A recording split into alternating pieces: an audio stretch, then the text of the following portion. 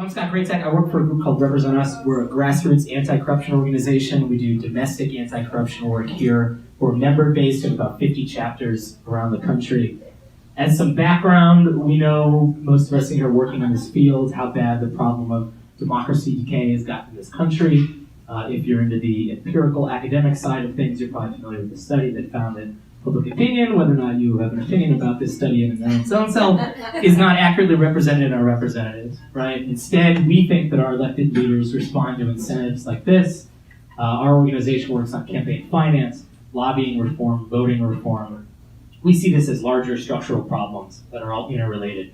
So what we did is we reached out to experts across the aisle, including disgraced lobbyist Jack Abramoff, Zephyr Teachout, who's a professor at Fordham Law, and of course Larry Lessig, to come up with solutions. What are things that folks can actually do, regardless of the U.S. Supreme Court's jurisprudence on some of these issues, to make an impact?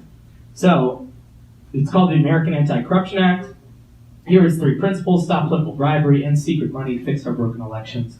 We adapt that. It's also a piece of federal legislation. We adapt it to a state and local level so that folks on the ground can get moving on it. And the idea is that it replaces these incentives with the giant We the People bubble instead.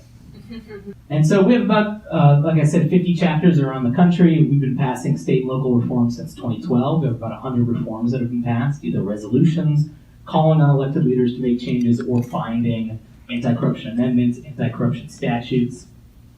And our strategic approach to this, our theory of change, if you would, is that we're looking at other successful social movements in U.S. history. And what we see is that after a certain amount of state reform, a certain amount of success, you get a rush of state activity that can trigger federal reform. So we don't think it's going to happen at the top down. We think it's going to happen from the ground up. And of course, this is from a Bloomberg study, if you're familiar with it. A court decision or a grassroots campaign reaching maturity triggers a rush of activity that leads to a change in federal law. So what does RepresentUS do? This is a big space, a crowded space, a lot of good folks working on it. Our 3 innovations. First is our right-left coalitions. I don't have to tell folks here, I'm sure, that this has predominantly been a progressive issue, good government community. It's been that way for decades, if not generations here. We know that Americans self-identify as liberal, only about a quarter of folks in this country. So we try and broaden this, and we do this through our messaging, through the policies that we adopt, through the ways that we build coalitions where campaign leaders are on the ground. We call it corruption. Campaign finance reform, democracy reform, you name it. We think those are not really where we're going to reach the base, and it doesn't provide a lot of on-ramps to the average person. So we use this kind of frame. It's especially important with conservatives. Man, this thing is fun. Getting a lawyer to talk in 5 minutes, like, oh, wow. So we know that some of the most high-impact reforms, like public financing, gerrymandering reform, and voting reform, like ranked choice voting, vote at home, those are a little bit confusing for the average voters. They can be tough for folks to understand. They don't poll as well. So what we do is we wrap them with fixes like closing the revolving door, banning lobbyist gifts, banning lobbyist bundling and whatnot, transparency. We passed the broadest disclosure law in the history of the country in North Dakota last year. And whatever the last one was, but ethics oversight. So we also help build ethics commissions on a state and local level. And so these 3 innovations, bridging the gap, making it cross-partisan, using corruption, and then wrapping powerful, high-impact policies with ones that are more viable, politically attractive. So again, this is where we have chapters across the country.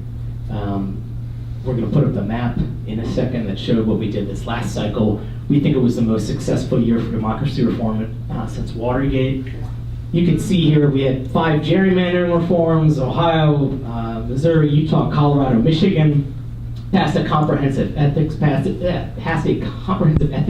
in Alaska. This is what the map looks like now. These are all the campaigns that we're watching across the country. 2 big ones to point out: New York City is going to vote on ranked choice voting on Tuesday, and Alaska has a really interesting combination: dark money disclosure, open primaries, top 4 system, and ranked choice voting.